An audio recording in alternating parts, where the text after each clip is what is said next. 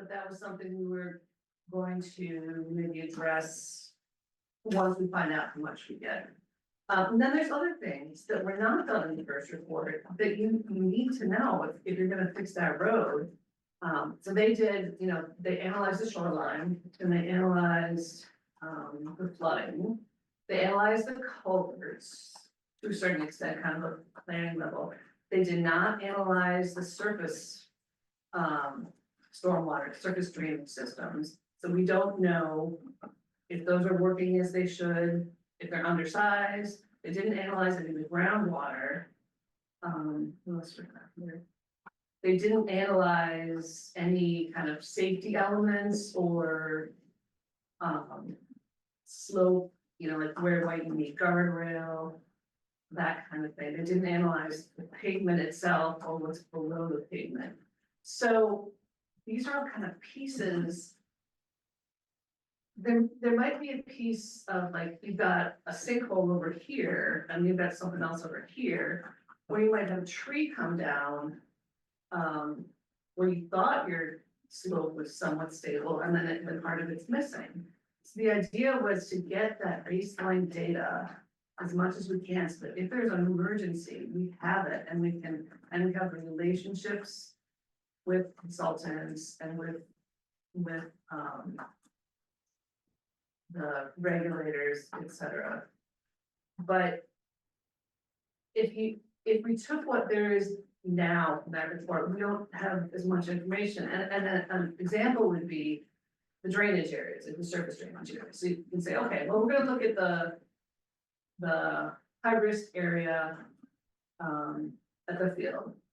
Okay, that makes sense, but there may be, like, say there's too much drainage, surface drainage coming to that area. Well, what if we want to reroute it a little bit further down the road? Well, we need to know a little bit further down the road what that drainage system is capable of.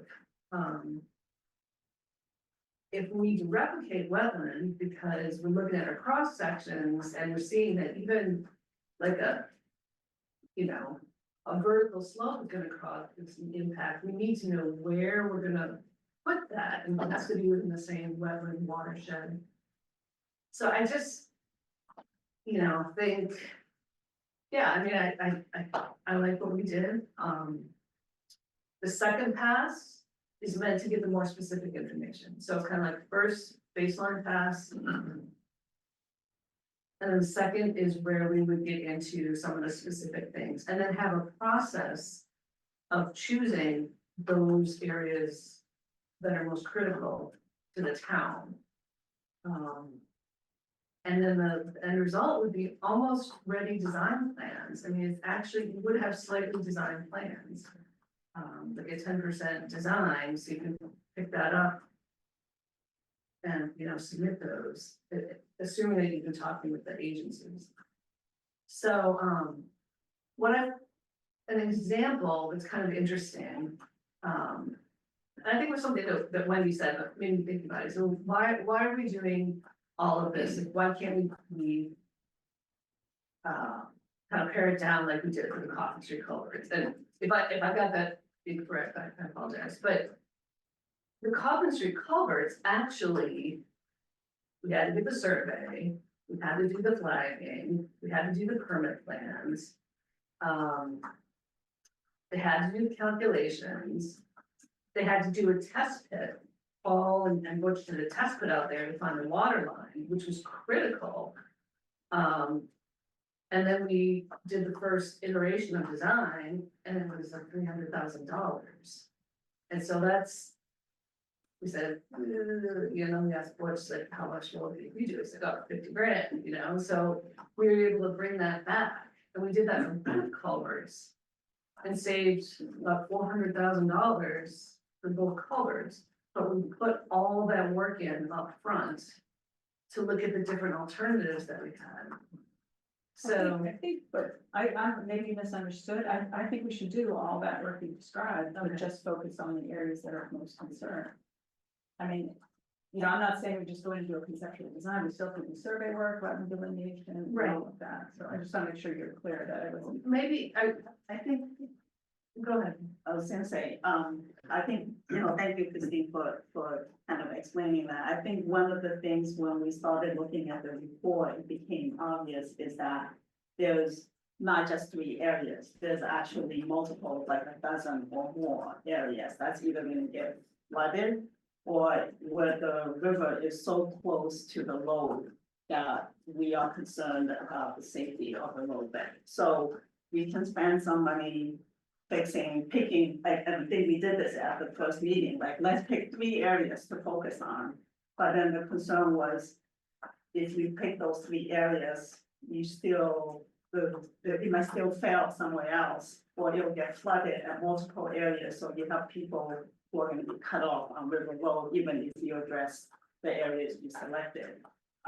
And then so my background, for those of you that don't know me, I'm a federal employee, so I've been a public servant my entire career.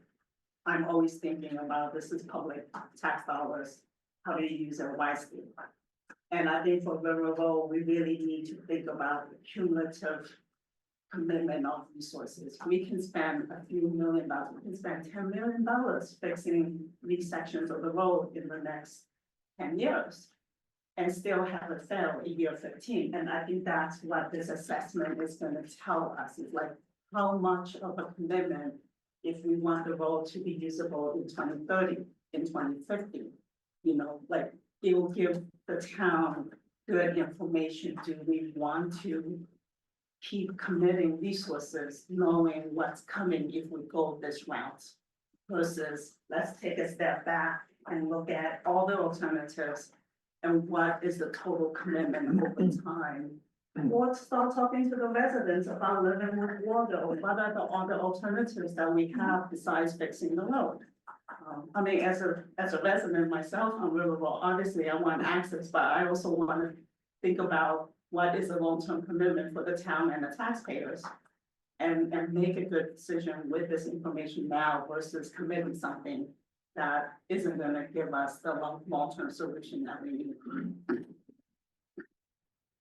I would just agree that it was really hard. I asked the consultants, would you please prioritize? Nope, not But they their did in the report. They didn't say, this is what you need to do first. They did not say that. They said these are the 3 areas that should be focused on. Well, focused, but then they didn't say. And interestingly, in Gloucester, they did get a report that did list, do this first. And I tried to make a matrix my own self, and it was impossible because you have to figure out what else is gonna fail. And there's just a lot of opportunities, so it's not that we didn't try. So they said it wasn't in their scope, that was. Yeah. Okay. And I think it was like, there was 4 areas that were erosion issues, but they were really big area sections, like maybe 50% of the road. And then there were like 4 or 5 areas that were gonna flood, depending on what time zone you are looking at. So I think when you put those 2 together, it was a significant portion of the road, and we felt like it wasn't like you can focus on this section and get it done for like $1 to $3 million. It was gonna be big money. And we felt like it wouldn't be fiscally responsible to just pick this area or 2 and design for that. That we need to look at it a little bit. Well, and it didn't even have all the factors, and they had the shoreline and the Flooding. flooding, which is all great, so it was an assessment, like the first cut, but if you're actually gonna design the road, you need all those other pieces that go into road design. That's kind of where we're at, and what's interesting too is I remember when we started working with GEI a year ago on this. Leila made the comment, I agree with her, she's like, I hope you guys don't just do like another plan, I want you to get as close to design as possible. And that was the goal, still is the goal. Michelle Rowden pulled us back a little bit, in one of the 2 times that we met with her. She's MVP. Yeah, so, but it's still right there for design, I mean, that's the intent, so you can just take it and go. I remember there was a discussion early on, that there's also not good record drawings from the roadway itself, so the public way is Yeah. not established. Yeah, And that was the intent of the survey. was that's that- why the survey, I didn't really know that, until we started talking with consultants and their survey people looked at it, but. So I'm not sure how that even, I mean, if you look property lines, but there's no road layout.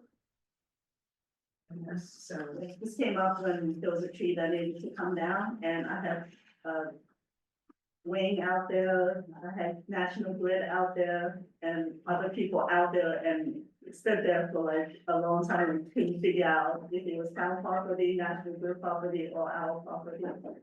Like one tree. don't you have like a lot, or? But I mean, their planning maps are never survey maps, you know, they're Yeah, not the right. same. So they'd have to They'd have to do the research on each and every property. Yes. So, but that's the kind of thing that we wouldn't necessarily have to do for the whole road. And that's still open in the, you know, we could use the planning level things for the, kind of like the first pass. And then if we're like zeroing in on, you know, a few different spots, then we can get the survey just for those spots. So what's in the scope is meant to be flexible depending on what they want to give us, but I think that would be. Yeah, the property line and the amount of topography definitely could vary, again, on that first pass, but I do think it's really important to have a whole base plan, of the road for something to start with, I really do. And also with your drainage structures and your drainage areas, because those don't necessarily match up with your flooding areas. But maybe they do, but you have to see where the problems are. And then that's the tricky part, is you see, okay, we got a problem with drainage here, we got a problem with slope here. How do you come up with a project, taking all those factors in? And that's where the consultants and the experts will start to throw out ideas like, well, this is the way I would look at it. And then we'll start coming up with potential projects. Cause it's not coming. And you would consider both the survey effort as well as the wetland delineation, not necessarily large amount of staff, not necessarily on oversight. And do you have any ballpark idea of what percentage of the overall cost? For my time, From the time discussed with the consultants, do you have any idea of what those two components alone in the 600,000? just for their level here. Right. And they had some assumptions. That was the thing too, all the consultants said, these are very conservative, you know, so. I can't remember, but they had, you know, they just assumed a certain amount of movement, but it wasn't.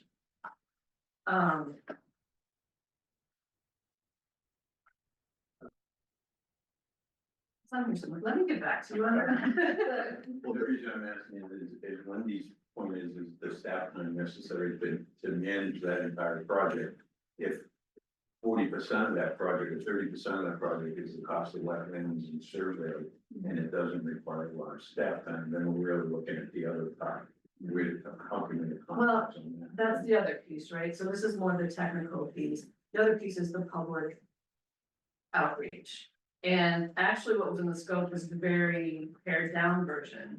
The last time we had a grant and the state, Michelle Rowden came back to us, she told us to cut back on our public outreach. She's like, don't overcommit yourself. So that could possibly happen again. I would say the public outreach, that could be time consuming. I think we've got it down. And in the schedule, we try to space it out, but I would think that's something that could be looked at, like what's really important to do. Cause there's just a lot of correspondence on that and, you know, it involves, you know, some of the admin staff and whatnot. Well, Christine, what you said so far about the survey not being demanding on town staff time, but being 250,000 of this grant. So when, I think it's been talked about, oh, it's a $600,000 grant, it's a huge project, but, you know, 250,000 not representing a lot of staff time.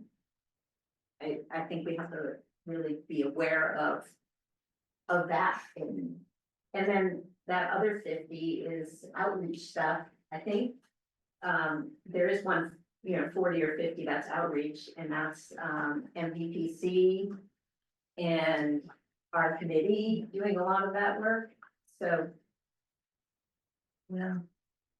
So even on the survey and wetlands delineation, there's still staff time involved in processing invoices and all of that. I mean, it's not cost free, it's received. Yeah, but somebody doesn't have to be standing in the field with these. Yeah, but there is 10 to 15% management costs of any.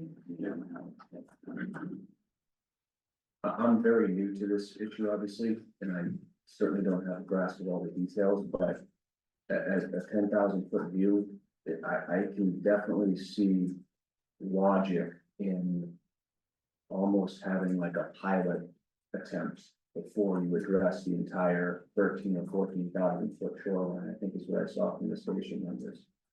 But, I mean, you might be able to eliminate some options just based off of attempting to triage the 3 bad areas and not waste any evaluation time on the rest of the shoreline. So, I mean, it's a long-term problem, and I think there's an argument for triaging the bad spots, maybe piloting some of these methods that we're talking about, and using what we learned to correct the areas that, that are outside. I understand that when you get into an area and you don't have the adjacent lay of the land, but to say we can't fix spots, we can only fix it all at once. That all or nothing, I'm not sure it's, I don't think we're talking about fixing it all at once, we're talking about getting the baseline.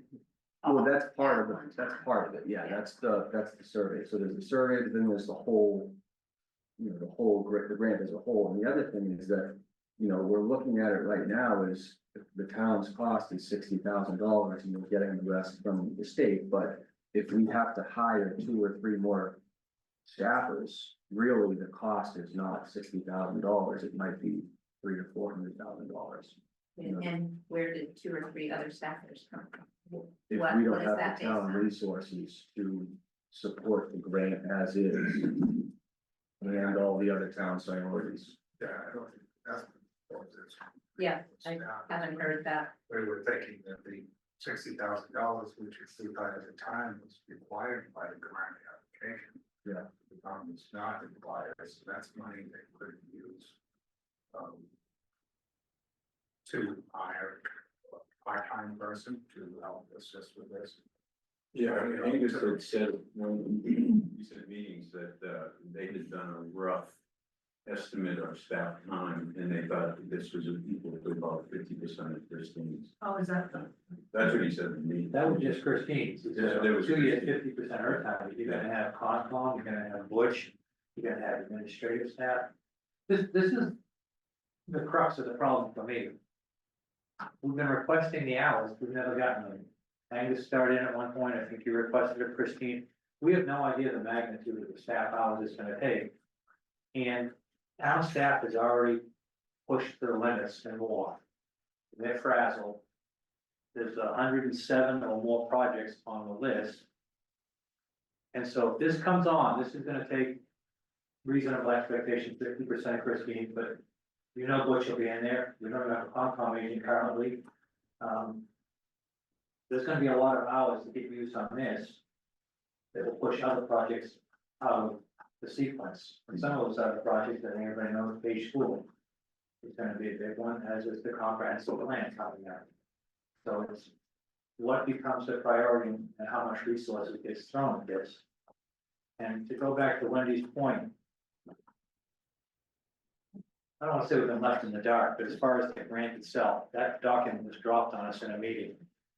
We've generally tried to keep a policy that we're not gonna vote on anything in a meeting when the document is presented in the meeting, because we have no time to review it. And this spreadsheet has got so much information, it's staggering, so.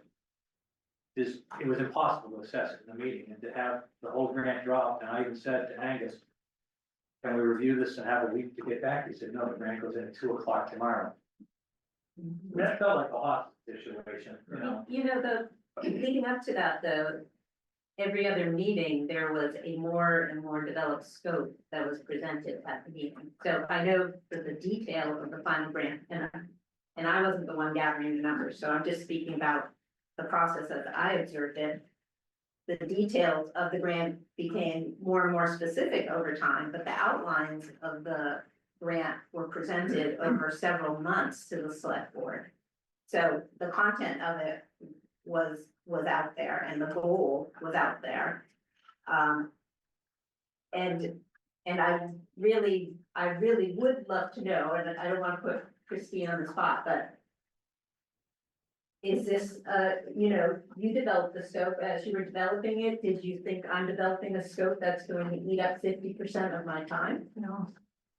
No, I was trying to develop a scope that would eat up less of my time, using what we learned from the first one. And we had discussed a ways back, having consultants do more of the management. I've seen people receive consultants on like their DER project. They schedule a meeting, they do the meeting notes. I'm like, oh, that's great. And Angus had a concern that that would make the budget too high, but it's a grant, it would take time off of me. And also the numbers that are in here, we got these from consultants, but they can change. They're not exact by any means. So it's not, we could build in management tasks to a certain degree. I mean, there is some stuff I would have to do, but Can we talk about the communications with the select board? Because I think we were surprised, Wendy, hearing you said that you guys were in the dark, because like, we've been at this for like 8 months or so. And I felt like, and Christine, you can speak to this, because I think you were kind of the go-in-between, but every time we talked about scope and talked about like, well, this committee was recommending, I felt like there was a process where Christine talked to Angus and then came back to us, no, this is what the town wants, and we went from there. That So wasn't us, we had no, see, when you say the town, I mean, that's not Angus or Christine, I mean, the town to me is the town at large. I think what I wish had happened and what I hope will happen going forward is right after that report came out in June, we should have all sat down and said, you know, what's our next step? Because the CCRC is an appointed committee by the select board, and there's no like standing authority or bylaw or anything like that, so. Implicit in that is that you're carrying out the select board's policy direction, I mean, that's how I read that, so I would like to see a much more collaborative, approach. I can't imagine a committee that had more feeders into the select board, because we had Rick sitting on the select board. And we were meeting right along and hearing back from Angus and Christine about how the scope was being developed, so I don't think. Angus sat in. Angus was at most of our meetings, and so it So just the doesn't. problem is, Angus is not. We heard very little about it, and I'm not gonna place blame on anybody. If you look at our agendas and you watch the meetings, we're just trying to get through stuff, and to Wendy's point, I think we and the town should have had a very significant presentation after the last project was completed, the original one. Instead, it was off to another grant without really downloading what was going on. I mean, There were multiple presentations on the last report. There were two, right, two public Yeah. presentations, yeah. So, but in terms of next steps, don't you think it would have been good if we all sit down and say, okay, this is what they said, you know, what information do we need, what's our next? So We just discussed to be it. clear, there was talk at the April 17th meeting about CCRC and the punch list. The origin of the punch list was staff. And here's the punch list.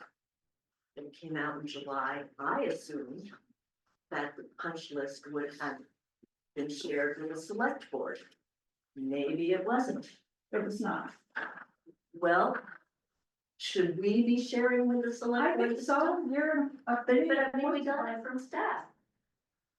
So clearly there's some communication channels to the government. Yeah, I think there was a lot of, desire from the committee to get onto the select board agenda, and we were told openly, and you guys had a full agenda, and didn't fit us in. Well, I apologize, if that was my watch, that didn't happen. I mean, the chair sets the agenda.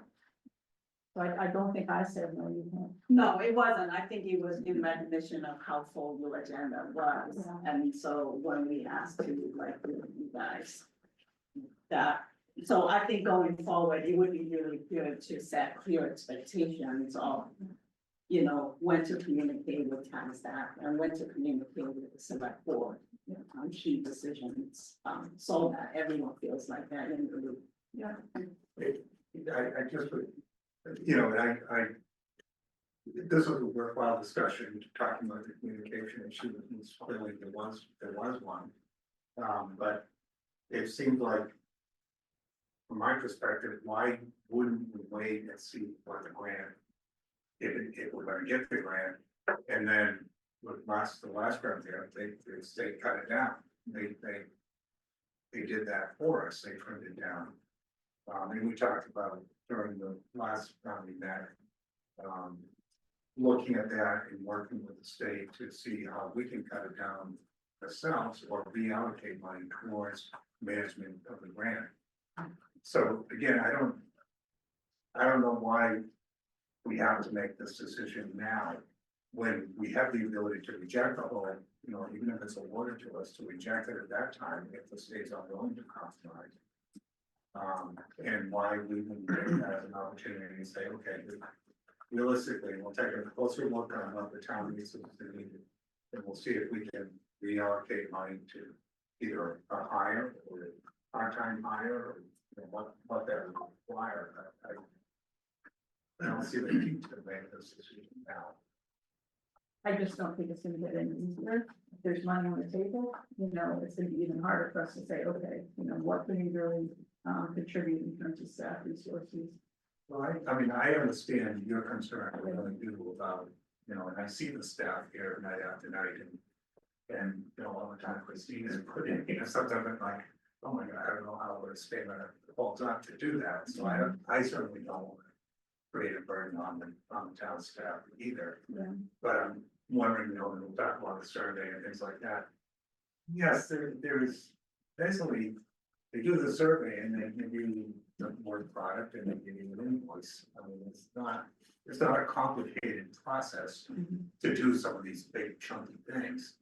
You know, they don't really require a lot of time. Not saying that other aspects of it wouldn't require time, but again,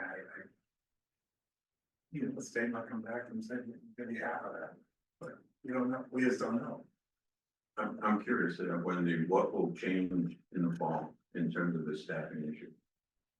It won't change, but we'll only be putting forward what we actually, you know, think we absolutely need. We won't be trying to satisfy the grant requirements, you know, making us a more favorable grant application. And I'm really concerned that town at large, all of the town residents have not really bought into this process. You know, I know there were public presentations, but it's predominantly River Road and adjacent people that are most engaged. I would rather the town be brought along all the way through the design than we go to town meeting 2 years from now, they're paying $10 million to fix River Road. I think that's gonna be a tough sell. I don't think that's where we are, though. This next phase will get us baseline information, and then the really difficult discussions start. Well, why don't they start now? How are we getting baseline information? Because we don't know what the conceptual designs are yet. So this is the easy part in terms of level of acceptance with the town. And I think this is the kind of stuff the town gets behind. Let's go do an evaluation to see what the range of options are and how much it will cost before we really invest in significant dollars. So we won't be able to get beyond this stuff and have those difficult discussions until we know the baseline information and we have the range of options. And we know what's feasible and not based on regulatory issues and all the rest. So this, I think we're at the easy part right now, but we need this information. We're not gonna be able to do it without it. So do you think if you brought an article for 600,000 to town meeting for a study, it would pass? Gratefully, we don't need to do that because we have this amazing state resource that we can take advantage of. So that's the part I can't wrap my head around, is why we would forego an opportunity for state funds and instead try to self-fund it. And I know that there's some discussion about it has all these extra things that we otherwise wouldn't do, but in the scale of this grant, those extra things are very small The compared to extra that. things are the bringing the town along. They're involved, yeah, they're the community engagement part. So- Right. Yeah, I don't think have been that effective, right? I mean, We have gotten a lot of support for all the presentations we've done, and even the initial MVP plan, this was the highest priority. We made an effort before this round of grant to reach out to emergency services, or emergency, what's it called? Because that was Right, right, we did. our high priorities was let's talk about evacuations and emergency communications with residents, because that's a high priority. They chose not to engage and was not a priority for them. And so we did look at what other things can we look at, what other parts of the town. And none of those other things rose because, you know, the stakeholders weren't interested in pursuing those goals, and that's why we kind of worked. Yeah. no, I think the focus is fine. I just would like to see more town at large engagement instead of adjacent. Well, you know how hard, given the whole zoning humdinger, I know. you try to engage people and they engage at town meeting in an interesting way. Well, so I think part of when we go into the grant, and I would be interested in hearing from you, what you think that's in this scope is not something that's a town priority, rather a state priority, but we did, like a lot of the community engagement aspects, which is mostly driven by this committee or Ryan Nader or the MVPCs, and we try to take it off of the town staff as much as possible. Was to start those communications with the residents so that they start thinking about it. Like, we know that presenting them information at the end of a 2-year study isn't as effective, because they hear it and then they go home and they forget about it. But we were gonna engage them by, like, you know, teaching them how to plant natives in the riparian zone, or, you know, doing things that actually engages them to do to take action so that they're invested and they care about it. And I think for the non-River Road residents or the people that don't use River Road, we thought that it's gonna become a fiscal discussion. And we were trying to get better fiscal data to provide the town, so to have those discussions. So I think that's kind of how we frame it, you know, in well, but I'd be interested in hearing like what part of the grant you felt was to meet the grant and not a town priority. I wasn't saying it wasn't a town priority, but clearly, if we were gonna do this without applying for state money, I don't think we would have done probably the Living Shoreline, you know, group, the boat rides, you know, that kind of thing. I mean, I think those really put the grant in a favorable place, because that appeals to, you know, priorities of the state. But if we were just gonna do a, survey delineation of conceptual design, we would have done those things.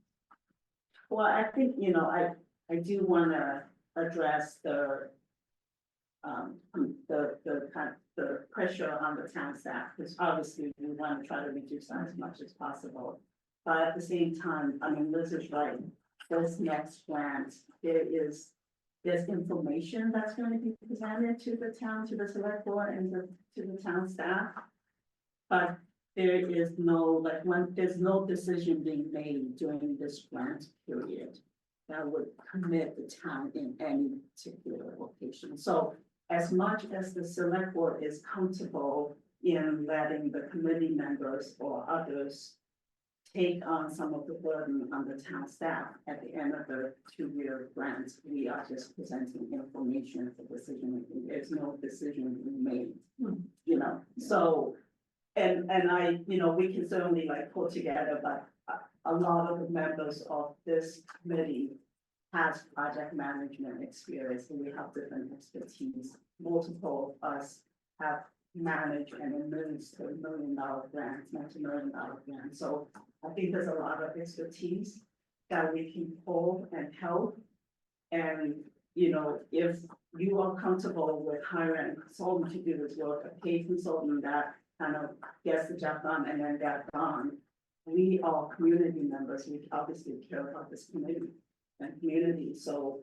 And what in communications with town staff to listen to them, you know, when Clay said it's really important that we delineate wetlands. We didn't think it was a priority, but we put it in there because a town staff said it was important to them, you know. So, you know, as much as you're comfortable with letting us take on some of the burden, we can fill that role. But I think that's an issue at Angus's level, in terms of whether we can have volunteers, you know, completely work. That, you know, without otherwise be contracted to, I will put in a good word for Lisa. I mean, she, on the last grant, she helped pull together many of those progress reports, making PDFs, all the stuff that gets posted on the web. You know, and writing the grant application. I mean, Elisa and Liz, we were sitting in a meeting with Angus, and I asked Angus, I said, is it okay if they write the grant application? He said, absolutely, because it's a resource. You know, I think you just have to make sure your expectations are clear, but, yeah, no, I mean, the volunteers definitely have put in a lot of hours.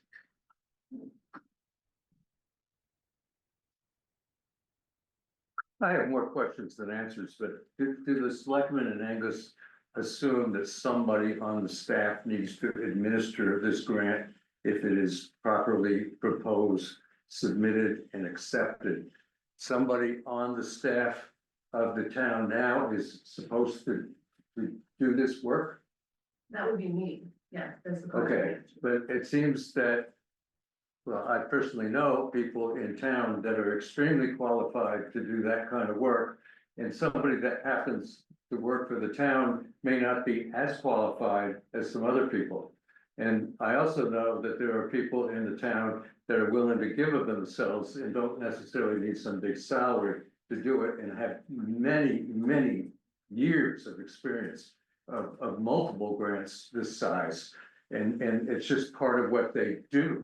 They have the grants, they're always writing grants, they're working on the deliverables, and managing the deliverables is the hardest part of administering a grant, because you have to make sure everybody is doing what they're supposed to, or they'll pull the grant from right under you. And I just don't see that going to Angus and say, find us somebody. And I'm sorry, I don't know your position, but find us somebody that can manage this grant, which will be fairly complex. You need somebody that really understands, you know what the proposal is and how it's supposed to work and what we're going to do with the results. So I would like to hear. I mean, I know I haven't been around, but for good reason. I would like to hear from the selectmen who they think actually is going to administer this, or what is their current perception of who's going to administer this grant if we get it. town staff. So I would take issue with that and say that is the wrong direction, and it shouldn't be a problem because we wouldn't want them doing it anyway.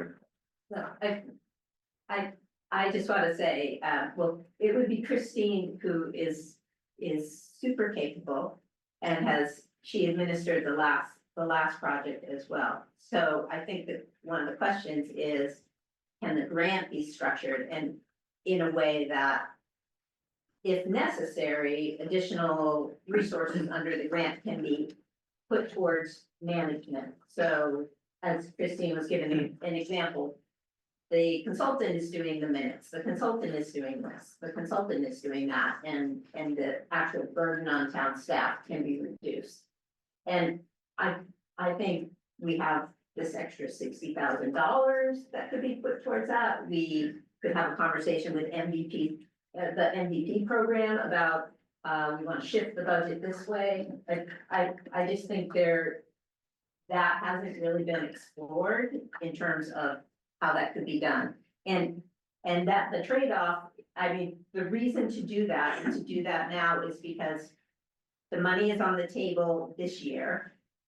It will, in 2 years' time, we'll have the results of a comprehensive project rather than doing it over 5, 10, 15 years with multiple warrant articles, with no continuity or having to retrace steps every time we go and look to do the next piece of work.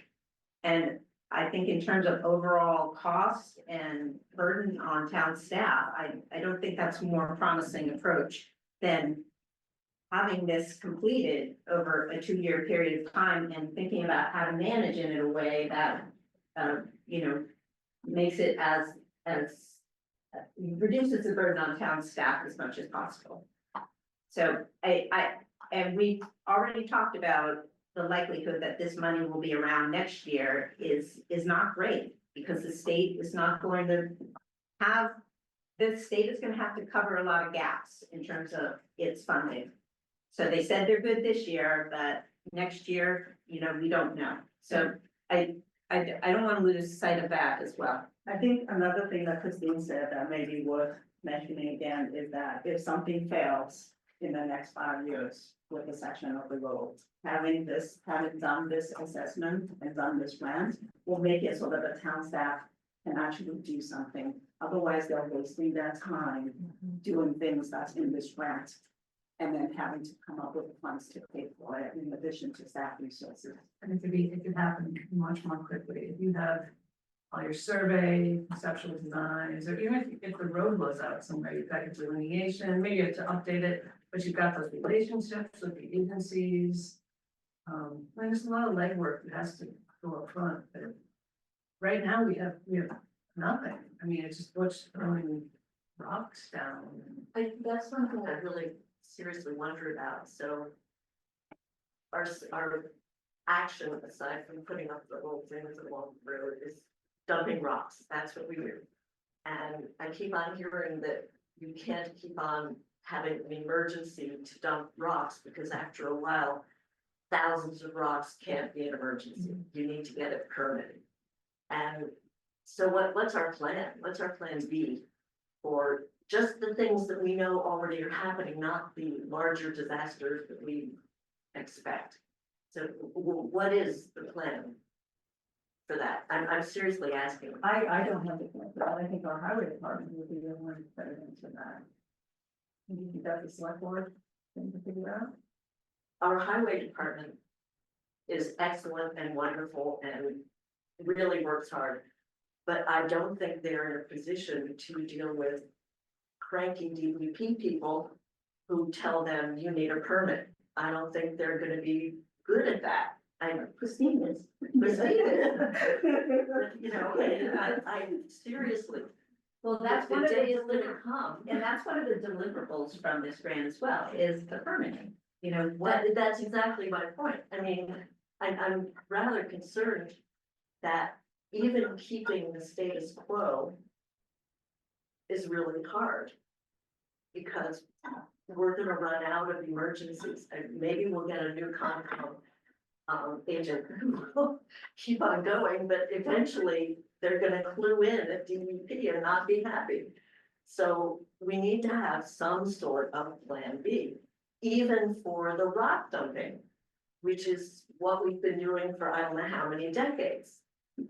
When you say Plan B, Plan explain B that. is someday, from everything that I've heard, maybe I'm crazy about this, you can tell me. Someday DEP is gonna say, quit dumping rocks because you haven't gotten a permit. At which point then what do we do? Of course, that's why we're all here. So the Well, assumption would be meanwhile, that the the town trucks, paid something it. has to happen, I He mean, said, he doesn't, you can't keep saying it's an emergency, you know it's going to happen. So it's not an emergency anymore, which would, if it was an emergency, then it would qualify for dumping box, but it's. So plan B would be a proposal of, with engineers saying, here are the priorities and this is how we would approach it. plan B is, what do we do to keep the road going? And believe me, I took a lot of pictures this, when all of a sudden it's concave and maybe even under the road because it's been knocked out, and, you know, they've done a great job of dumping rocks. But that probably won't be feasible within the next, I mean, even maybe the next town meeting for all we know. So what are we gonna do? That's my question. I mean, it's pretty clear, so one of the deliverables of this plan is that establishing better relationships and communications with the regulators. You know, for my other job, it took a number of years to get the regulator to change their regulations or change their interpretation of regulations. And it took conversations, it took exploring options with them, because they just wanna say no, because they're looking at the resources that they are, you know, charged with protecting. And this 2 years will get that process going, so that when we say we can do a living shoreline or something here, we have to do a cost structure, they will have already been walking down the road with us and more likely to say yes. If we come to them and say, we need to armor the shoreline, it's gonna take years to get that permitted. Well, there's some, and at all is the key, and we looked at some of the case studies from the project in Newbury, where they got far down the road with the project, had all the design plans, and then looked at the permitting. It was not feasible, they were not going to permit it, so they spent all that time, so one thing that this does is it starts to explore the permitting options, so. Getting a permit is not a foregone conclusion, it's just looking at it and saying, what's the feasibility of getting that permit? And also, it gives us the umbrella of the MVP program to have those conversations with the regulators. Because they're all part of the same secretariat, they'll facilitate that happening. And which is not the same going it on your own as a town, outside of that process. So, and we're in continuing on this work from the last grant, we, as Christine said, we have these good relationships with them. We have good relationship with Michelle Rowden.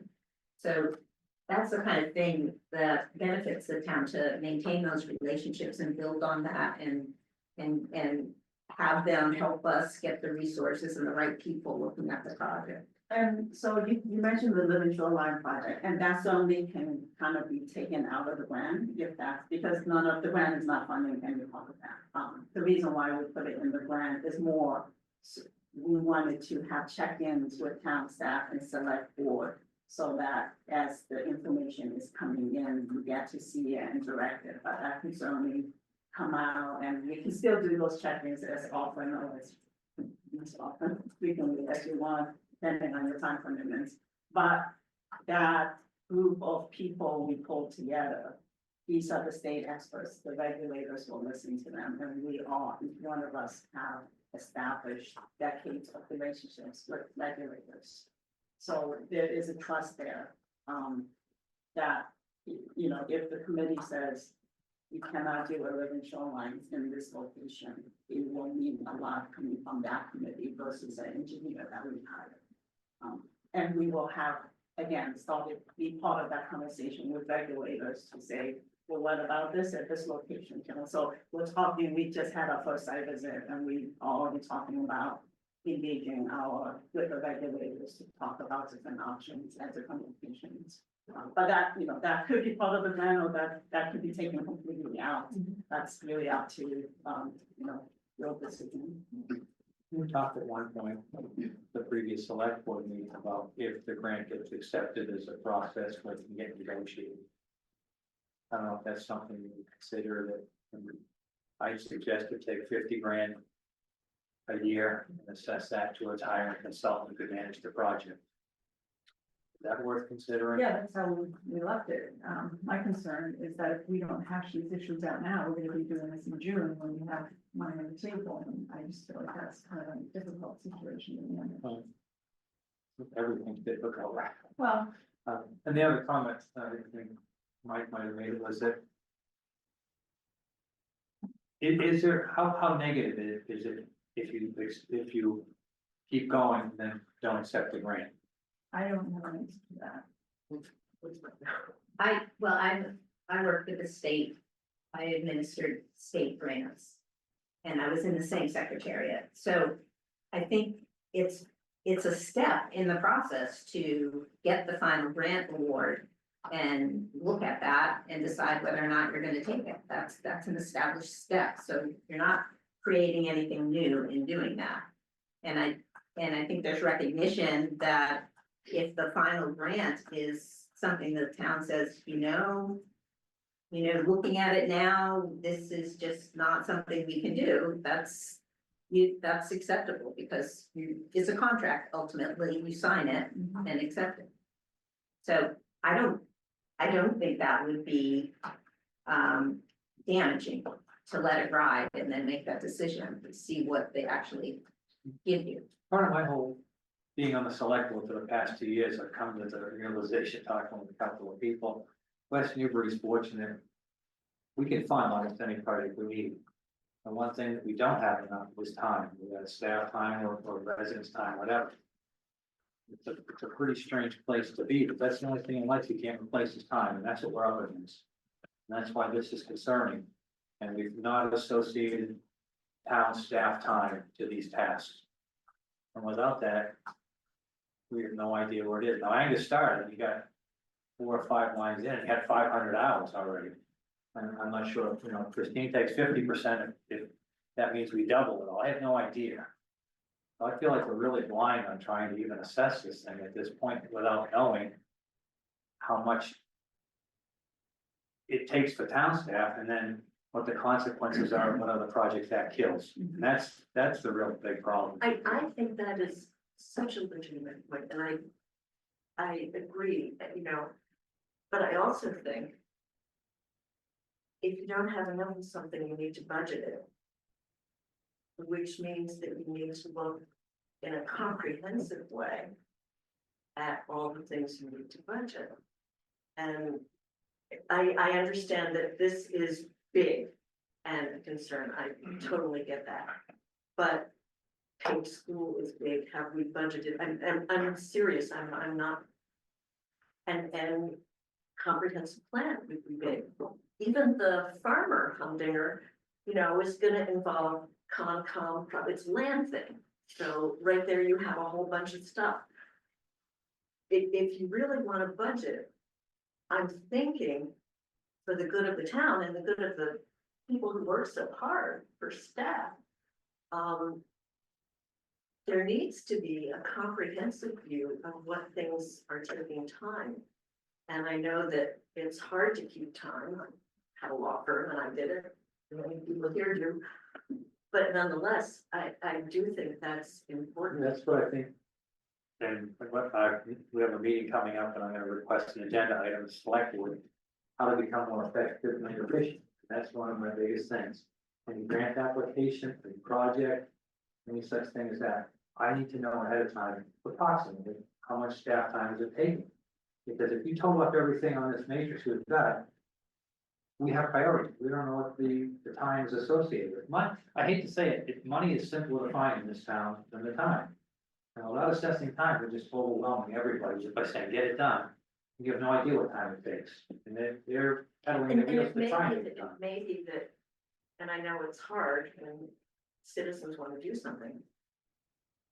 But it may be that you can only allocate X amount of time and you need to find another thing. And resources include volunteers, they include professional help, they include a lot of different things that we've talked about here. But you need to be prepared to do that, and that takes management too. I mean, I realize that it takes forward management, not reactive management. That was gonna be another comment, is if we decided to let go forward with the grant, negotiate it at that point.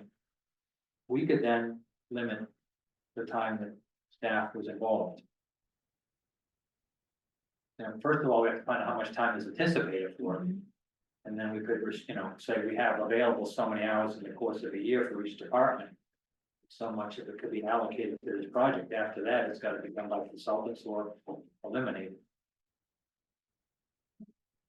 And this isn't just with this project, this was, you look at this list of projects, like you just said, the Page School project is gonna be staggering in itself.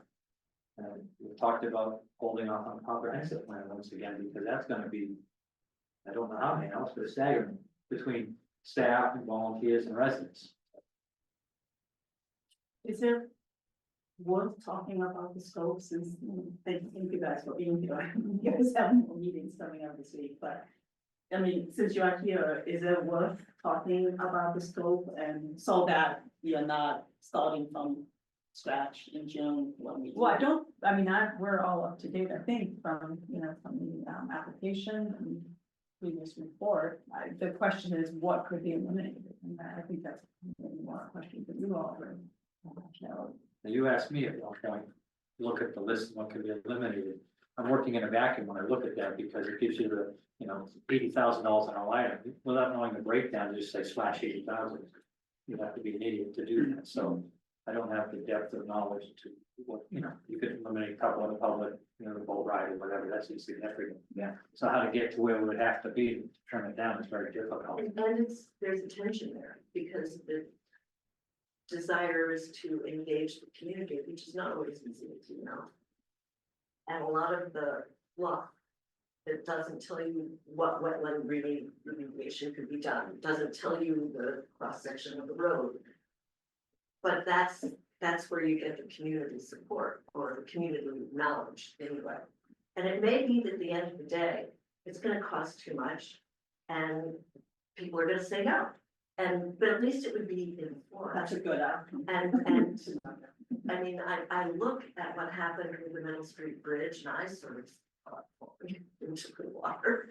And we all know River Road is not that different, so we need to have either this or we need to have some sort of plan going forward.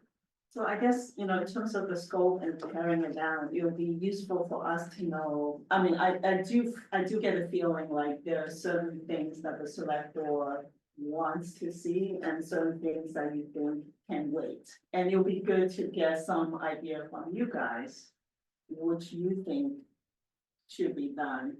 I think the other thing, it sounds like if you're clearly is staff resources, for each task have them. What is the drain on staff resources and trying to get a number on that so that you guys can make good decisions. But I think the other piece is what's a priority for the select board, because we don't want to be a point where we drop things that we think are priorities and kept things that we felt like could wait.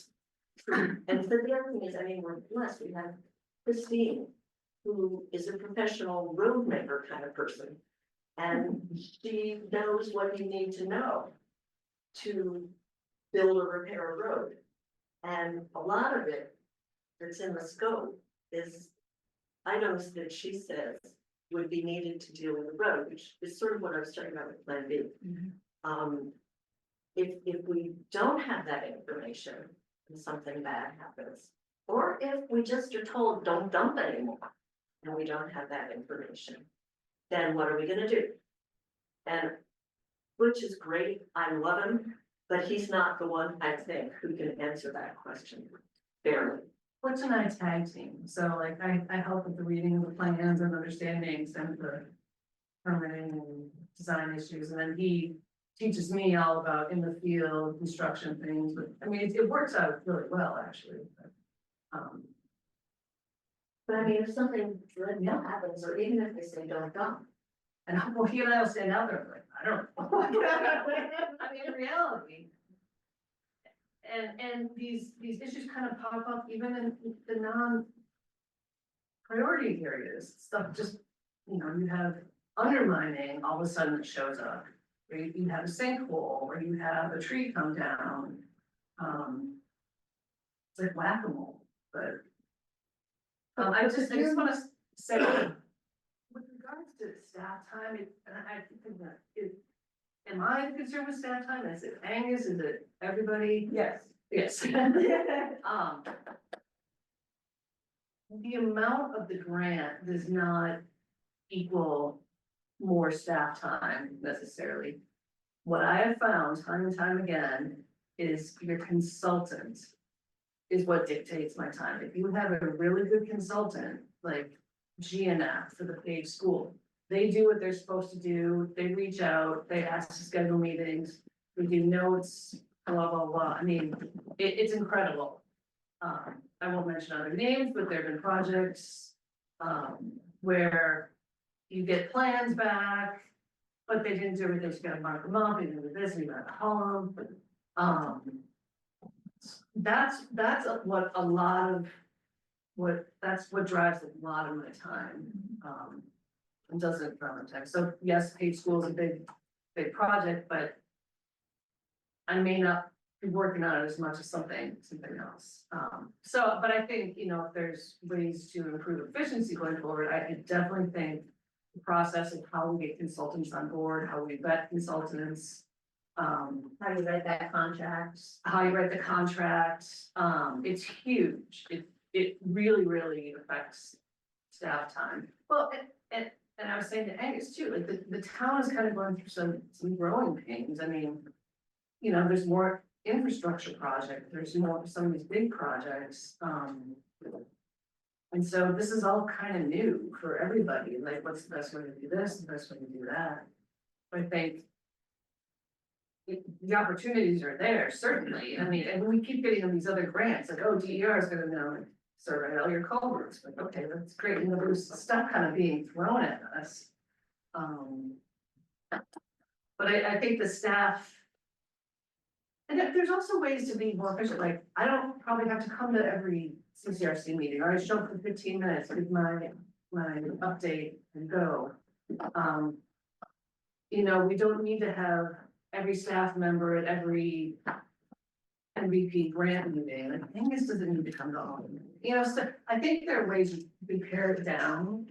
I don't even think you need to attend the meetings, Christine, you know, we could say, we're interested in updates on X and Right. you provide and Right. and we'll have that information for you. So if it goes forward and rework the scope or whatever, I also think there's a number of things that we can work on to generally make things more efficient, which takes time.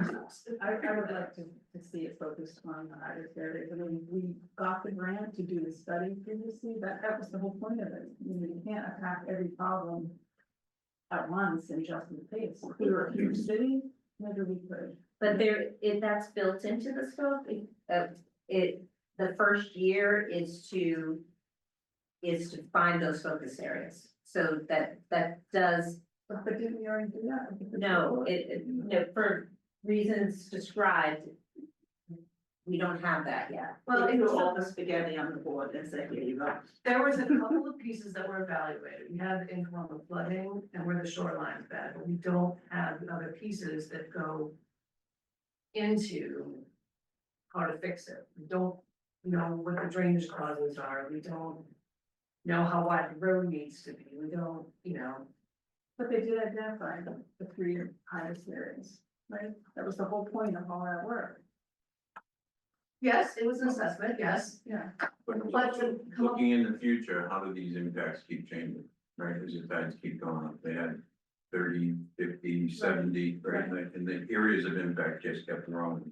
Right, but, yeah, I guess that's, if you ask the question, that's what I like to say, like, is he focused So I on think those the areas? three areas are the flooded areas. And it's more shoreline erosion areas, that's different than the flooded. Right, but this is They're- what they they're- called out in their executive summary, these are recommendations moving forward, you should do. Right, but there's, and that's true, but there are other pieces that you still need to study, otherwise you may be missing something, you may be doing something, the problem is still there. The farm field is clearly a priority. Right.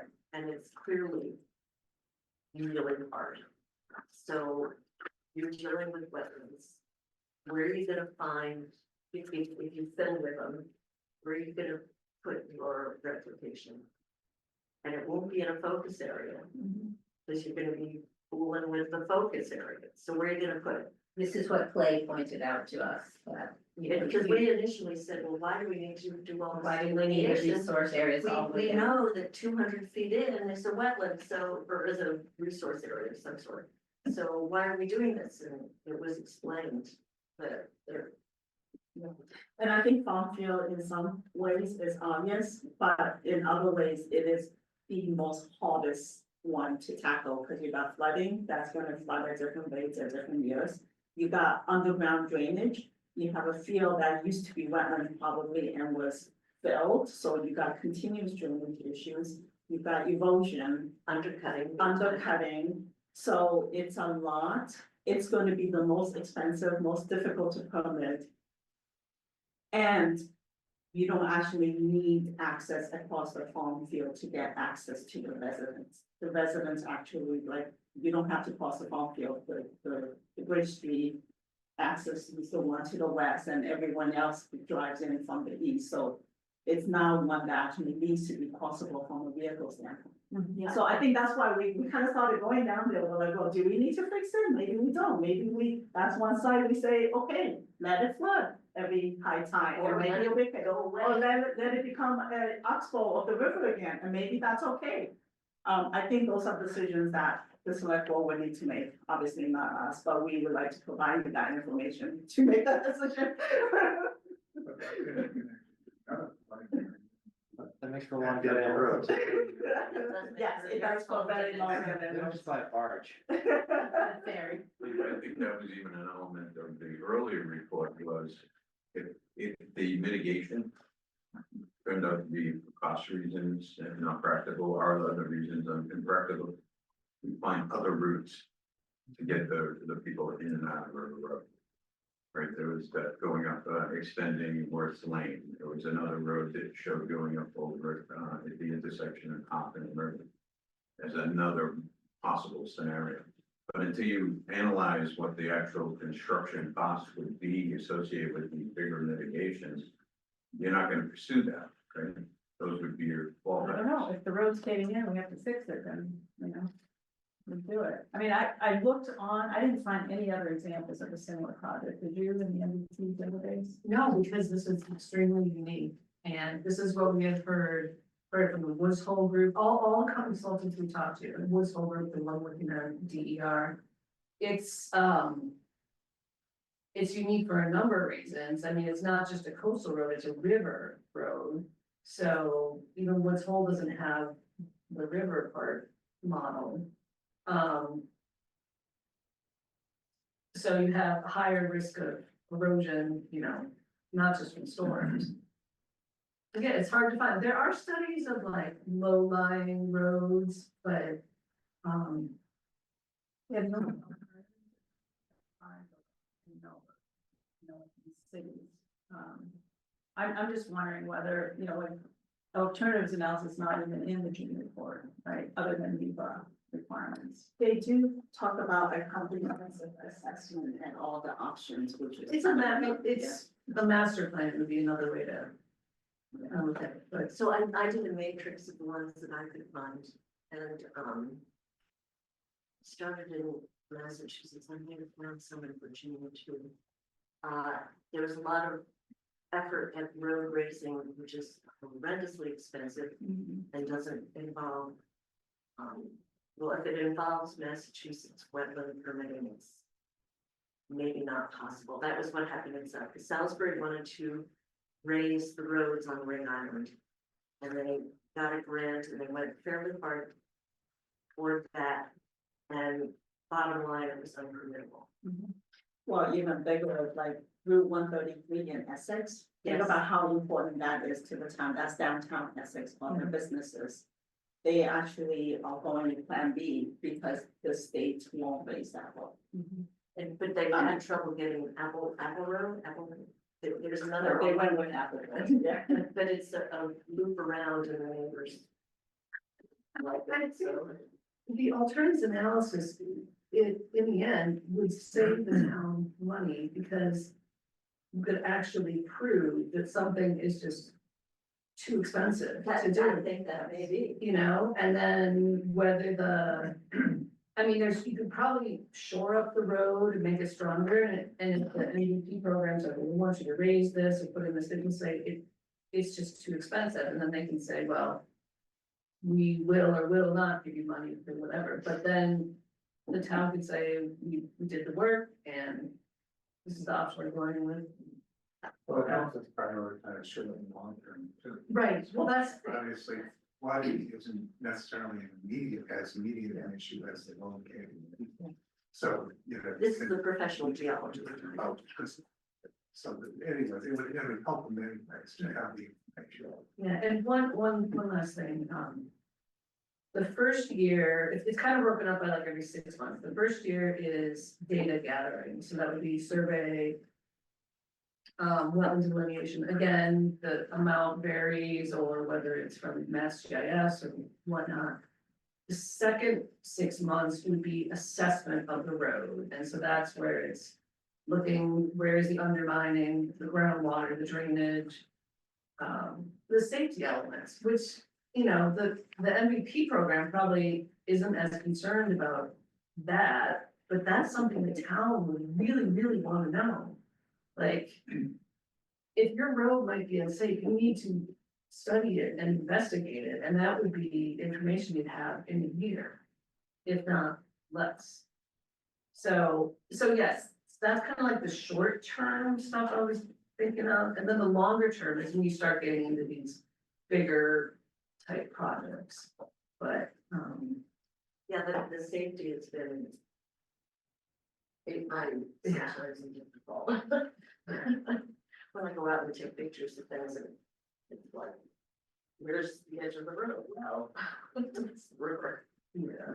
And I think one thing that everybody at the table should be aware of is this problem it's not new, right? I think Liz went back to 2008 on a municipal vulnerability assessment where it's documented as a high risk. I looked at something in 2019, another municipal vulnerability, and it had the same thing, and there were notes, and Rick had said, you know, my concern here is that staff can't support this, administratively support this type of a project. And so that's been a continual problem. Somebody needs to look at the pipeline of projects and think about how you make that staff accommodate that. Because it's not going away.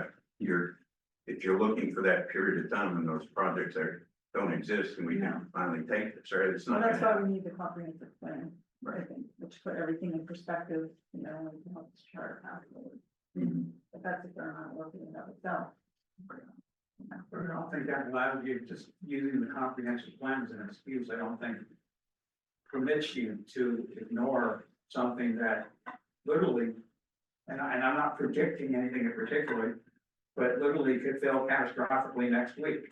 You know, we could have a weather event and it could be next week, it could be next year, it could be a decade from now. We have no idea when it'll happen. It seems highly probable it will. And leaning back on the comprehensive plan, saying, well, we need to do a comprehensive plan in order to do this. To me, neglects dealing with an immediate issue that you already recognize, that you already understand, that's been recognized for over 50 years, almost 2 decades now. And that's shocking to me.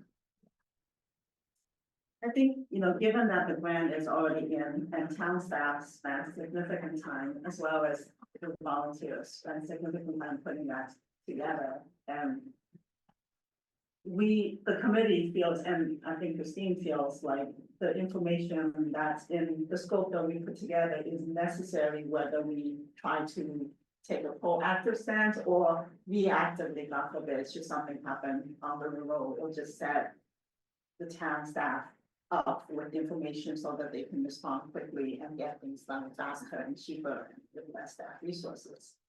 I think it would be good to try to figure out how we can now withdraw, and if we can't carry the whole scope forward, like, let's pare it down, but it sounds like there is flexibility in working there so that we don't take so much of the town resources. I think a lot of the way it's been written has been guided by Angus and Christine's discussions about when town staff should be involved and shouldn't be involved. And it sounds like that can be shifted, whether it's to the consultants, to all partners with MVPC, or to the town committee members. And, you know, we're all willing to do that, so like, let's, given that how much time has been put in and town staff resources has already been expended on this, it seems like we can at least explore that as an option.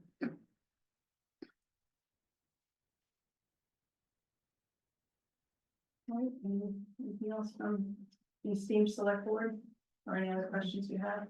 Any other things on your agenda? A big picture question, it's probably not even appropriate for the meeting, but I'll throw it out anyways. At the end of the day, is this a problem that's even fixable? I mean, if it is, then the next question is at what cost can the town afford it? I'm not sure either one of those. I think it's. You're gonna fix one thing, whether you raise the road, you put in walls and barriers or drainage. At a certain point, the river's just gonna overtake it, that's what nature does. And the cost of that could be staggering. Rick at one point was saying it's the most expensive project in town. It probably will be, and many zeros in it. No, it was way over 10 million, no. You and I used to one meeting banter about it. Oh, I think we threw a completely unsubstantiated number. Well, it was frightening, it was like 80 million, right? I think. Oh, I prefer to. Yeah. Well, because it said more than page school, we do that, so anyways. So The town, I do have an answer, which is not gonna be the answer that you're looking for. I see the value in this as probably telling people in the end that it's too expensive. But I'll tell you, because I've looked, the town has an amazing history of reacting to the losses of them by, just like little beavers, building it up again. So a great example is the town farm, the Honest House, had a great big barn. And by the turn of the 1900s, there were almost no people living at the Honest House anymore. It's just a farm that the town owned. The barn burned down. What did the town do? They rebuilt it immediately, just as big and maybe better than before. And then they began to try to sell the town farm complex, and nobody wanted it. So they built the barn. Nobody wanted it. And finally, they more or less gave it away to somebody, the moth warden. Years and years later, they rented it out. There was an Honest House master, if you recall. But it was the stupidest thing in the world. And this is what happens when you're in a reactive mode without any information to say, you know, well, we're gonna go more than dumping rocks, we're gonna do this. Well, maybe this sort of gets back to Nancy's point. Without having an idea of what you're doing, the reactive power of oh my goodness, we lost this, we need to put it right back, is in the town history, the most compelling thing there is. Yeah. And Chris, to your question, I mean, that's the whole reason for the alternative analysis. Oh, I We understand wanted to that. get to that, we wanted to give the town info, the town residents and the select board and the town staff information about how much it will cost in 10 years, 20 years, 30 years. well, Cumulative. once they see that, then the question is it even fundable, you know? Which is. What it does is it gives the town the capacity to make an intelligent decision. How far do we take this? You know, so there might be relatively clear solutions that are almost certainly gonna get you through 30 years. Okay. And after that, well, maybe the numbers are gonna get really big and it doesn't make sense. At least then the town is on notice, the town can make it, you know, legitimate and rational decisions of what its path is gonna go forward. You know, like I said, this is probably not the meeting for that discussion, it's a lot, you know, it's just bugging me in the back of my head. Right, thinking I about it. agree.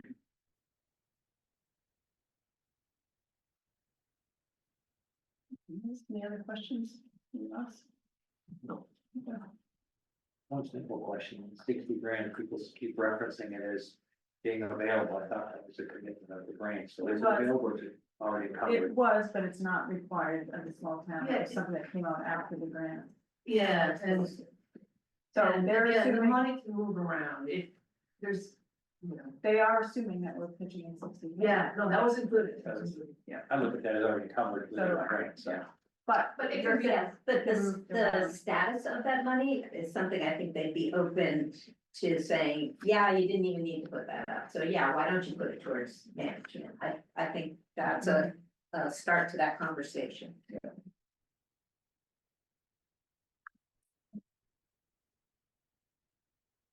Right, thank you for sharing, I think this was, allowed us to have a much better conversation and packed into a voices I wish.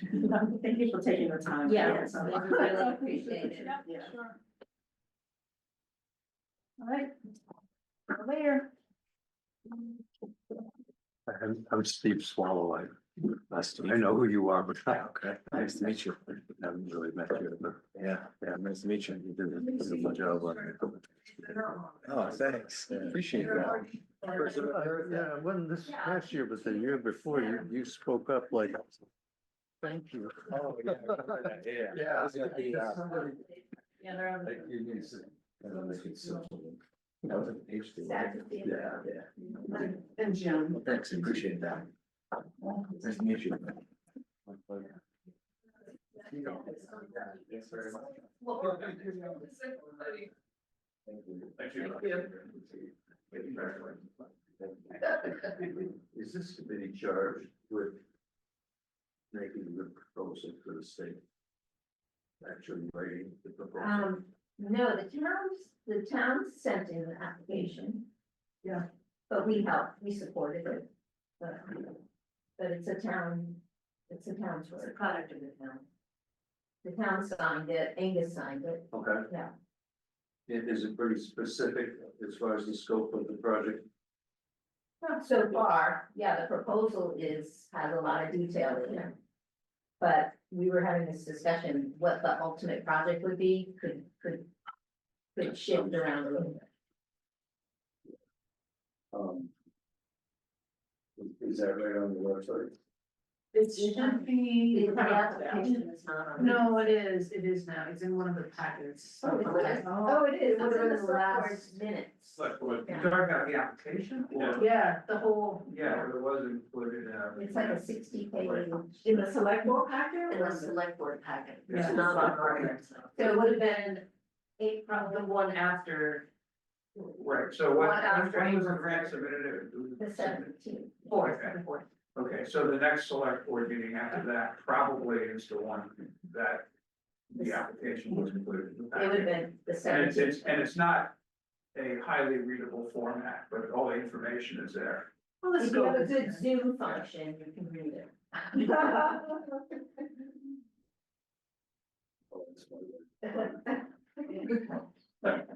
I actually took care of that.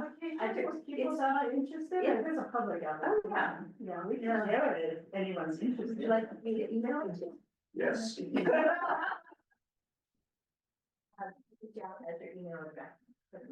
It's DR Swallow. ER. DR Swallow. Everyone has fun. The news. Oh, that's easy. Okay. Okay, I will do that. Appreciate that very much. And We've, I thought I remembered that. that was a severe, I feel bad that Chris isn't aware of that. Yeah, I think he he's- felt like we dumped that on him in the last minute, but it was actually because it moved up 3 weeks. it moved up 3 weeks, because we had kind of, you know, you look at your schedule for the next 2 or 3 months, and we had, those last few weeks were to talk with consultants and get feedback, present to the board on that. And What was it, maybe 8 weeks or so before the act, Well, before the final due date? whenever they had, yeah, it was, at the meeting the online meeting they had, they said it was end of April, right? And then when the RFR came out, it said April 3rd. Yeah, they moved it out a couple. So the RFR came out I probably thought I remembered. in February? So that was, yeah, that was the first thing I saw. I was like, ah. So, Let's get back to the agenda, maybe. Christine, There you go. I know.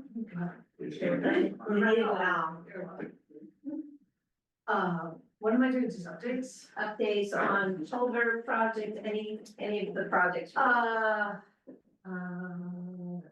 Some. DER culvert, the one, haven't really heard from them. There is gonna be a meeting where they present it. I don't know how public or if they're gonna record it, but, so they are gonna present their findings.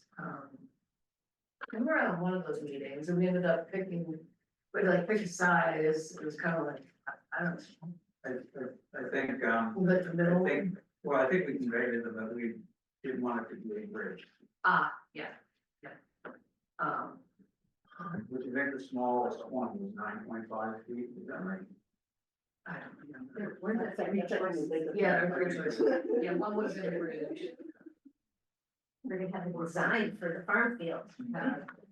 Scales for the bridge, wasn't that the? I think it's 10. Yeah, I think it's 10 feet, after 10 feet from the state standpoint, it becomes a bridge there. Interestingly, I think from the federal standpoint, after 20 feet, it becomes a bridge, if I remember right, because there was conversation going back to the Middle Street Bridge about that, you know, what grants we were eligible for. Anyway, that should come out soon, which, Commercial vehicle. yeah, Angus said that he has to. Oh, we had him on the board a couple times, maybe not. Right, I think the board has to accept it, and then there was some thought that the board might not accept it. I was not part of that conversation, but I wouldn't be surprised if that's, being considered. I think there's some things that Chief Dwyer has to do, I mean, so there's a little bit of legwork, but I think it does need to be formally accepted by the board. I think that the concern is like, you can't really enforce it anyway, but I think what's really helpful is it reroutes trucks on like your GPS. And reliability. Yeah. Some idiot drives a truck down there, at least we can say. There was a sign. Yeah, the problem is, it's the really big trucks, it's not the, Right, but yeah, whatever, I think it. So that rerouting will only happen if the board accepts it. I believe so, yes, because they're technically the highway commissioners. So yeah, I think that's just on Angus's list of things to do. And then that's coming down. And then what else? You have something called MVPC Corporate Project? Yeah, so then there was another grant that came in, it was through Ipswich River Watershed Association. Through MVPC but it was DER, I don't know. But we're working with Ipswich River and then Worsley Whitten is their consultant. So, Paul and Butch, like, they're the ones that really know, like, all the culverts in town, where the flooding is and all that stuff, so. They took a map and they marked up, you know, the priority culverts, I think there's like 55 of them study, so. We gave that to the consultants and we'll see what we get back, I think they're GPS in them and maybe. It must be doing like the conditions and the size. the size and all that stuff, so that could go into GIS, yeah. So, just waiting on that, but that's like another one I'm working on, I'm not doing, you know, there might be a couple of emails, but.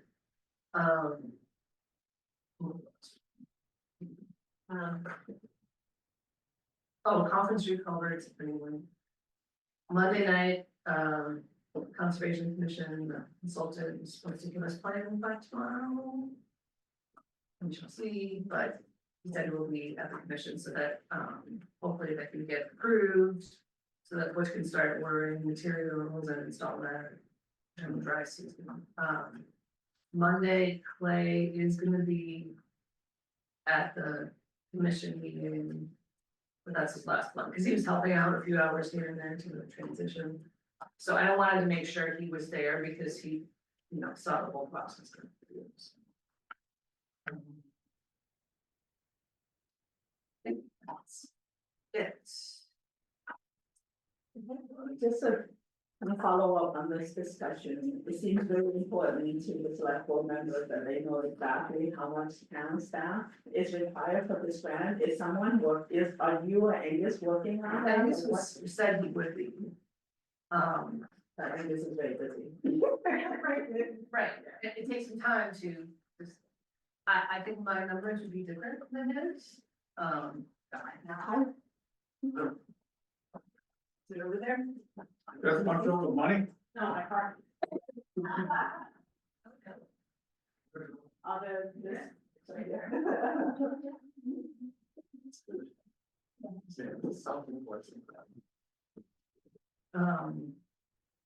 Does the project that was done previous, the one that closed out in 24? Yeah.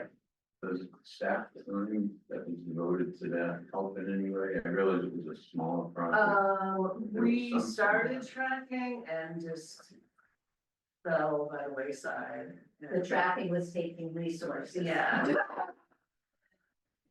didn't need to do it or.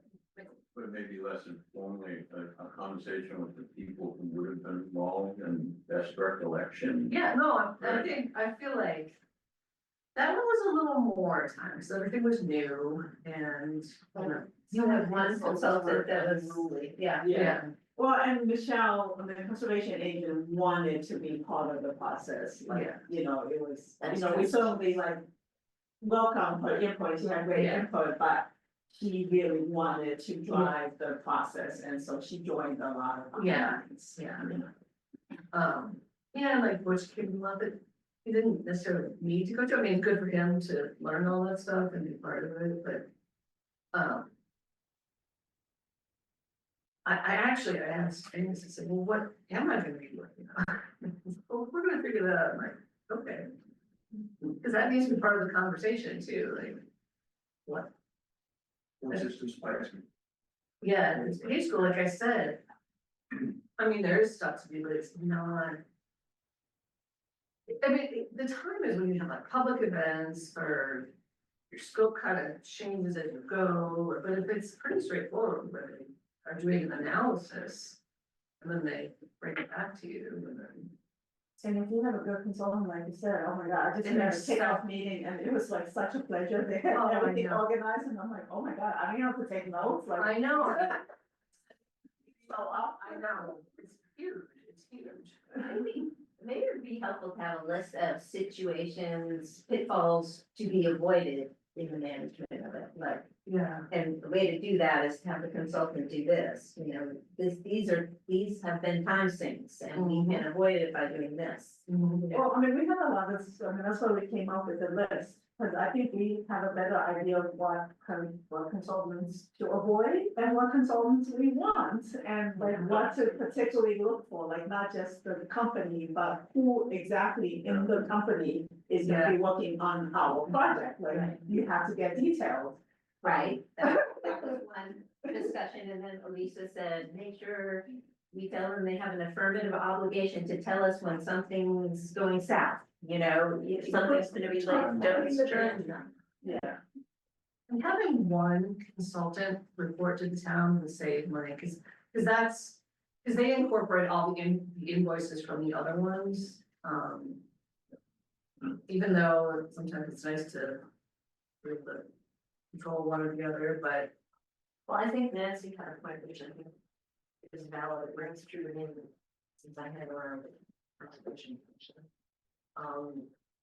Having people who know the regulators is really good.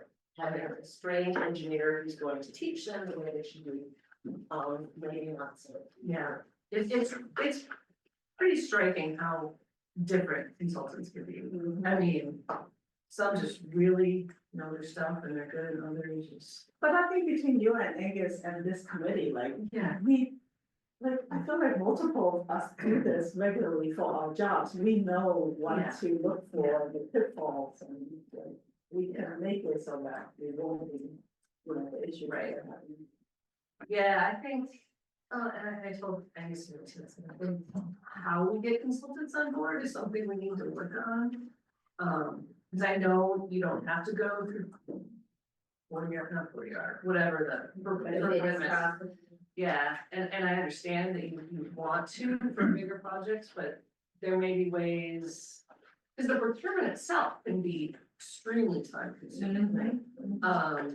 Which is why probably like engineers and architects, you don't have to do that, but you can still kind of interview them. I mean, I feel like even after we met.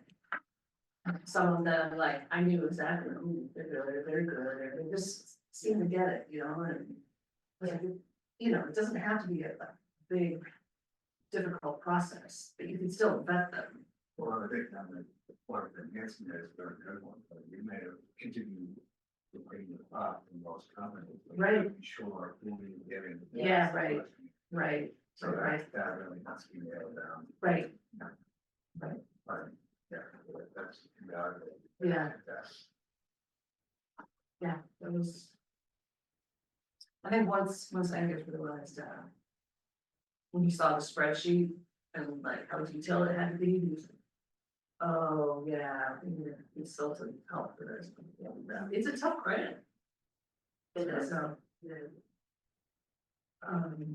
So I think the select board meets tomorrow night. That's good. And I know this is. This is not on the agenda. I don't think it's on the agenda. It is on It is. Oh, it is? Yeah.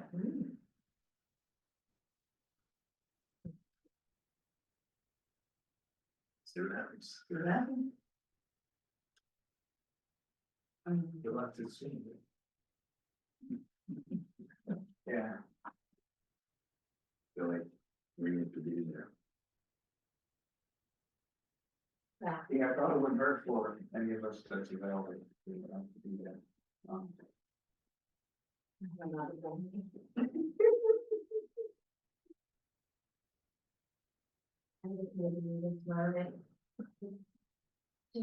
Is anyone planning on? I'm probably gonna call I them. will, I think I will try to make it.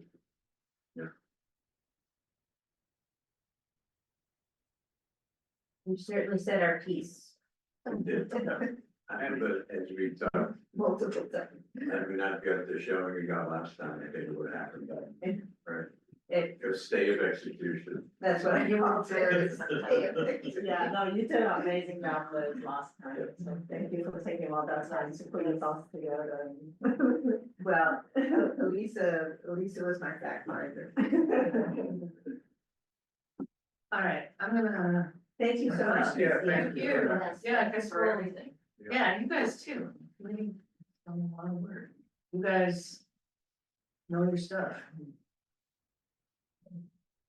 I can probably speak up for myself, I feel like it's clearly I didn't adequately communicate with the select board while I was there. I didn't expect this to evolve the way it has, and I thought that there was the communication channels that were going on were adequate and, quite frankly, never really had the time to put, additional material together to fit into a select board agenda,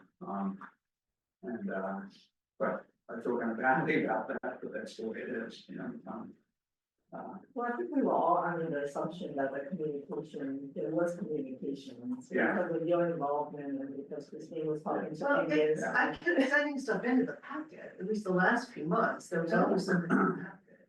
We had the agenda, we had the outline that went from 5 items to Yeah, yeah. 10 to, Yeah. more and more detail. I remember when I was on the conservation commission and Wendy came on as our board, select board rep. And, we were curious, what's this about? And she said exactly that. We want to make sure that we're not blindsided by activities within the community that we may not be aware of. So this is our way to sort of be, have our feet in the water. Yeah. That's sort of the way I assumed it, that's why. Yeah. All the committees have a representative. Yeah, and ironically, I may have been too close to the process. To not see to not see it from the outside.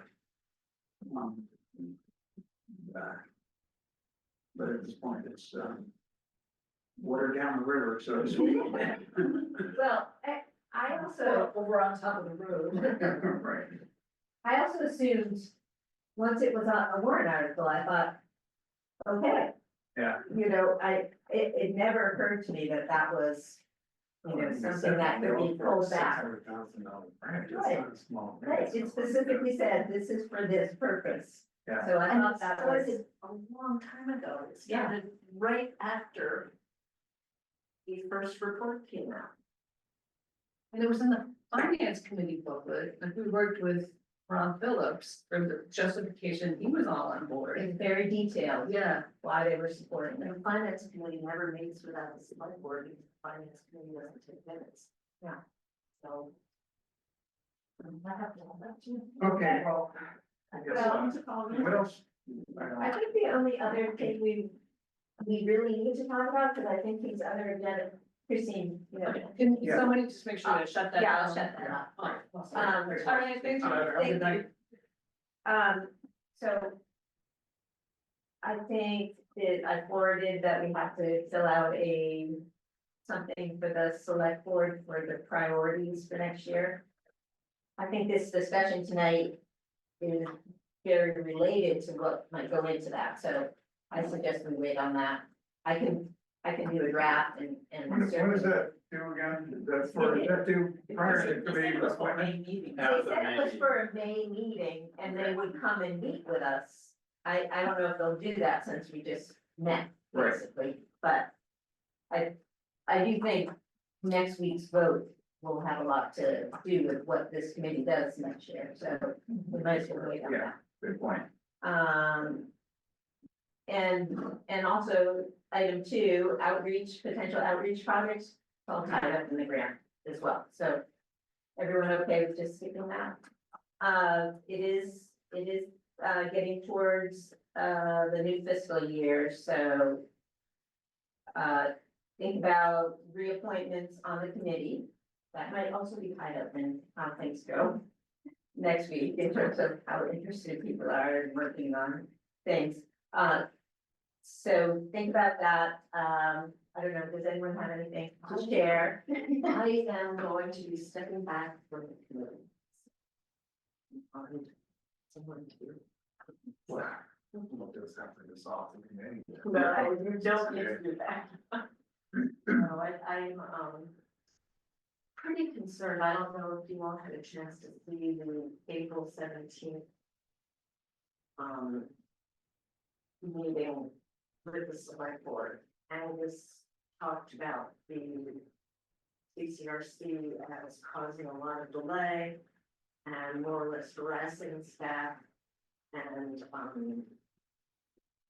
so I'm hoping that there will be a better relationship with staff if I step away, and also I think, time for new blood, I've been involved since the very beginning, so.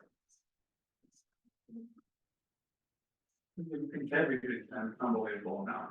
Well, I have other things I can do. That's right, yeah. I've tried to talk Elisa out of this. Cause, you've been the driving force. Well, and I think now there's time for a new driving force and maybe a new direction even. I really think that Angus's comments, which were a big surprise,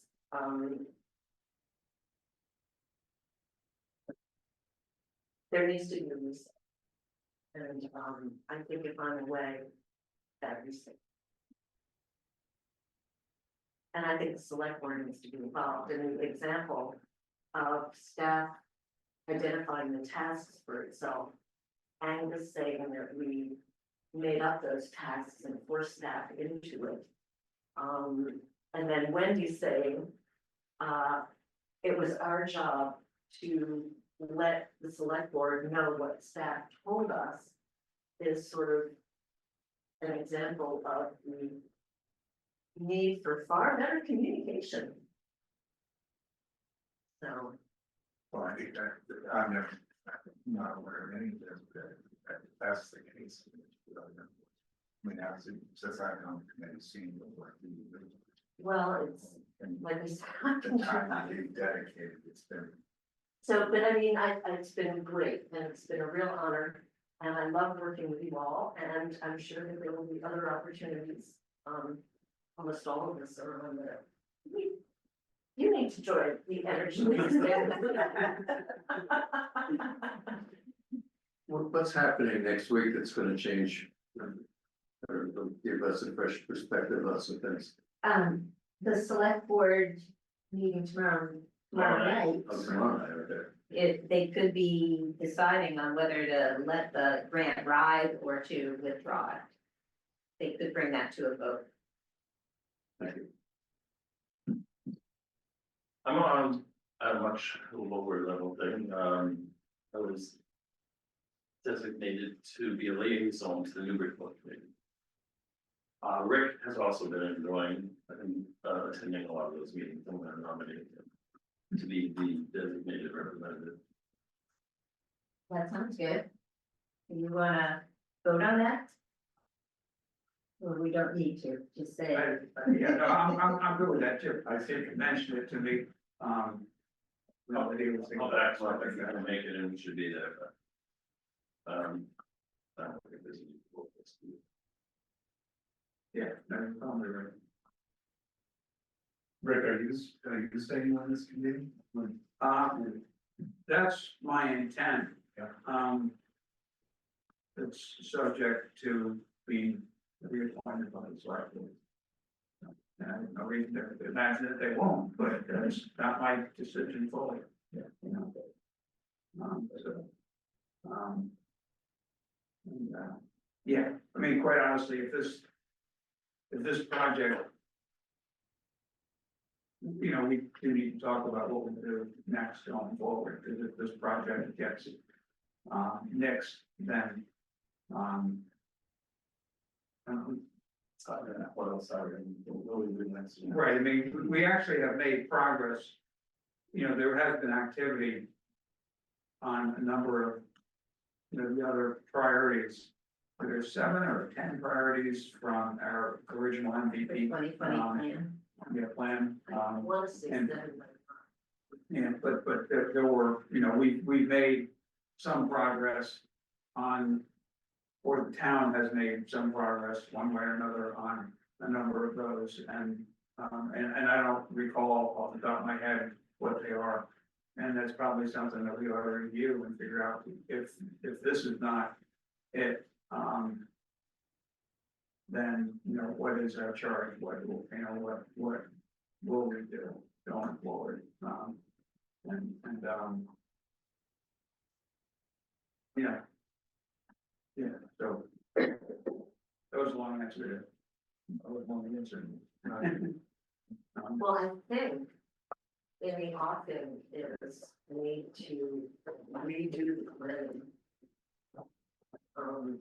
I think that, Review the planning. I believe that your MVP status requires that you renew your plan at a certain point. I don't know where we are in that.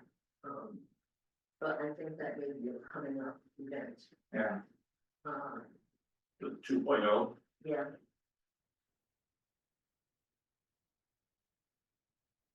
yeah, probably would hurt for each of us to take a peek and have to take a, it's probably posted online. It's on the website. Yeah, so, yeah, we should look on the website and just see what are the other criteria, I mean, you know, there's communications, there are a bunch of things and.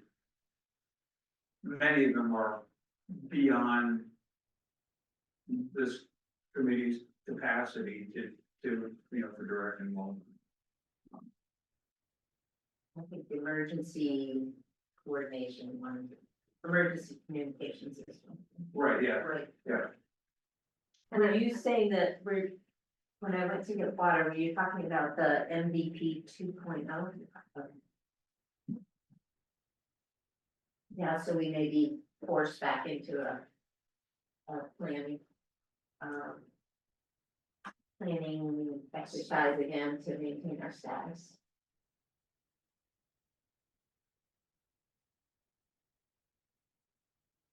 Next meeting date, The second, normal second. second Wednesday, Minutes, minutes, any changes, any comments on the minutes? I sent some to Lisa earlier today, some minor edits I recommended. I never hear that. Minutes. So, I don't have any. All in favor, the minutes, Alright, that was good, that was good. and, we'll be looking for a new clerk. If you're so inspired. I can take over temporarily, but I take lousy minutes. I only write down what I say.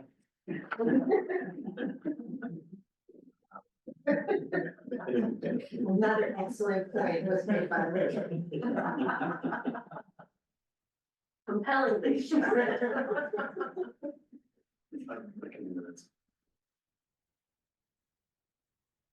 I am planning on staying on board on the committees. I just was elected, and where I was elected, to the water commissioners, so, and I'm not fully up to speed on what demands that's gonna put on me. So I'm looking to play a similar role to what I do now. But one thing that I would like to be responsible for is to organize the neighborhood. That That would be great. to me, if that doesn't happen, we'll never get to the time. Yep, yeah, yeah. Ways to organize. The river road. Program, yeah. I think somebody needs to be that person. Yeah. Do we wanna think about, recognizing that as a position like, giving you a little title? Yeah. But I guess as I was, I think I mentioned to you about that whole effort, I was wondering about conflicts of interest being on the committee, but also organizing the neighborhood on the impact of roadway. That's right, and I said we could, it might be worth kind of reviewing, because we have had that kind of discussion in the past, when we were planning that meeting back in October. And we talked about, the committee's involvement versus the River Road residents' involvement. I think since it's a major speaking for my own take on it, since it's a major focus of what we've been working on, and the residents are obviously, it's important to keep them up to speed, and it's part of the charge to do that outreach. Yeah. I think it's appropriate. We might wanna think about whether we should broaden it, so that to kind of speak to Wendy's point, that mostly so far it's just the neighborhood that's paying attention. So if the committee is doing outreach more broadly, and we have the mailing list for all the people that have expressed an interest to date, but we keep making an attempt to make that broader. That's what I was thinking, was taking that to the next level. It's a minimal database that we have right now. Yeah. It could be expanded greatly with some more work on it. I have a list of the entirety review of the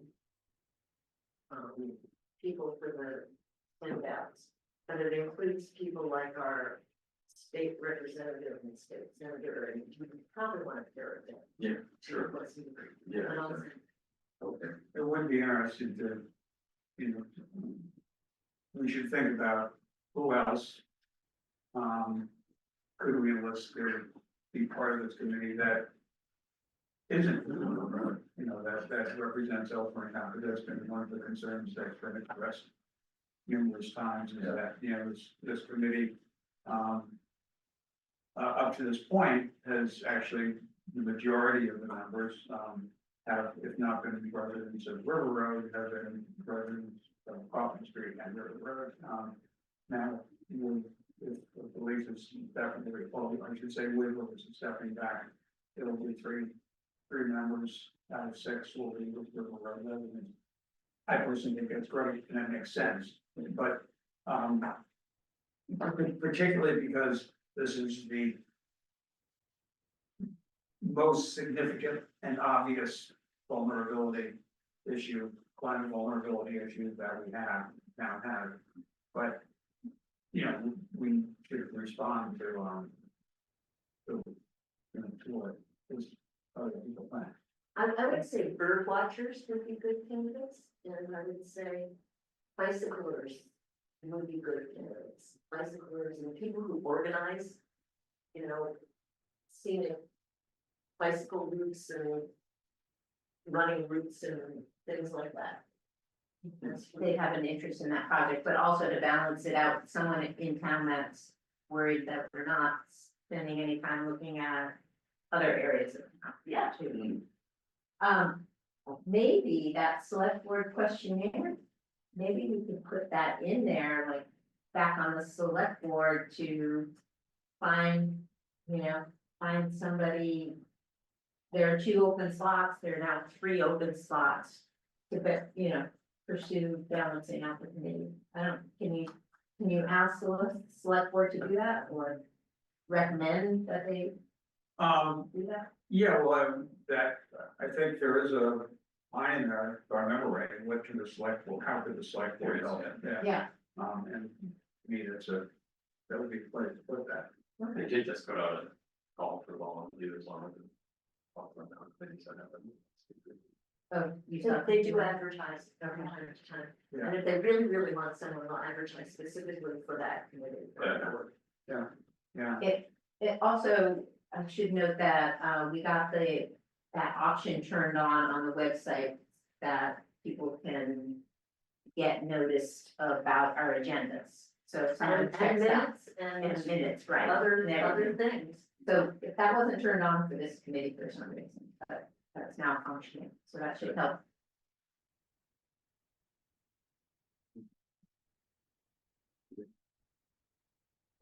It's up to you as chair if you want to create that position for that responsibility, but regardless, I'm willing to do that. I think it would be good too. And that also helps to say, yes, we're taking that role seriously.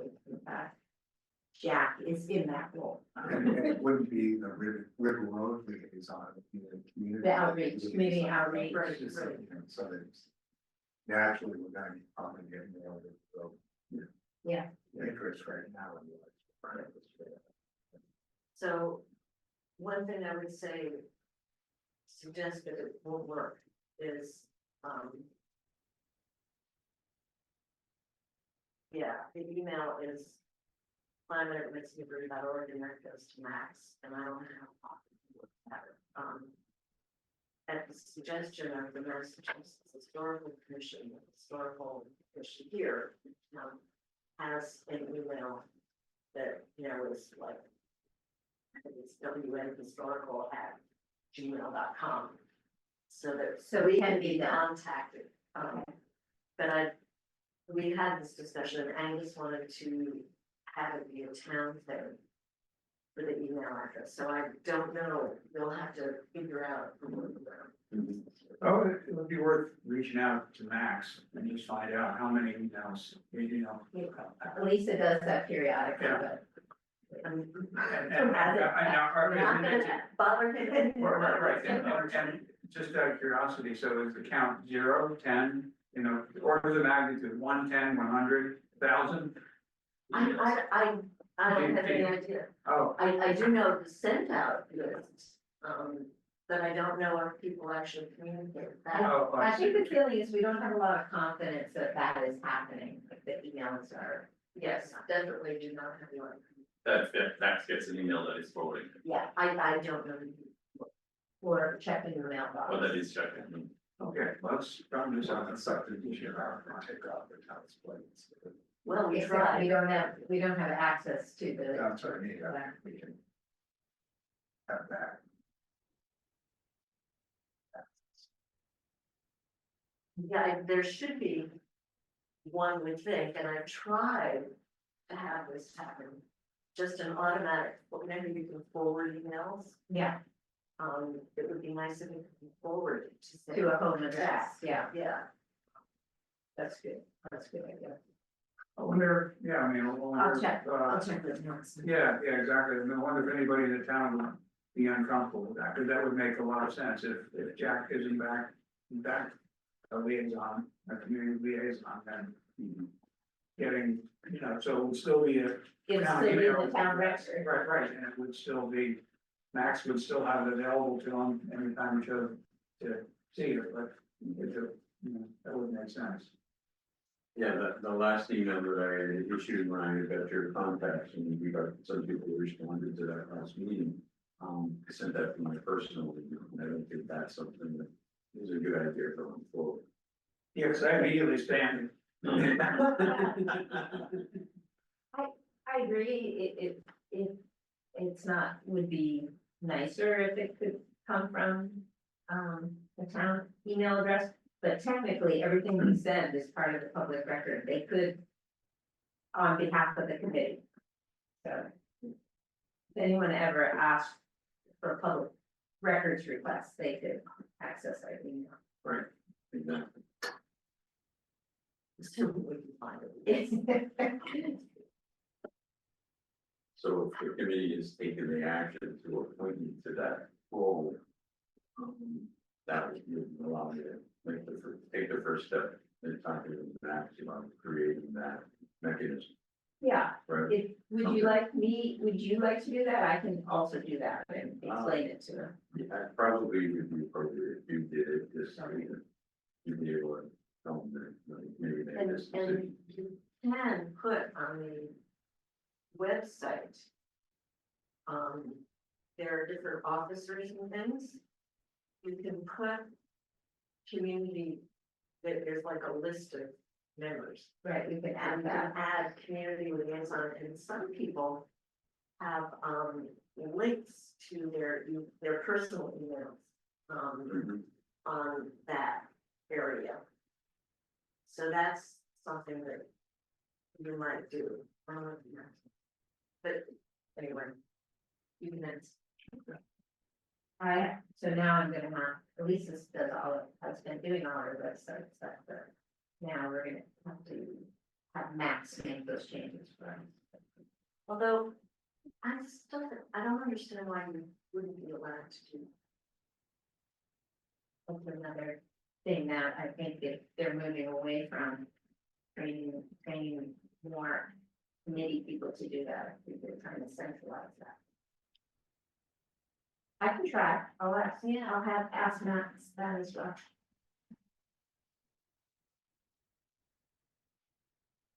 Okay, well, we kept you all way over time.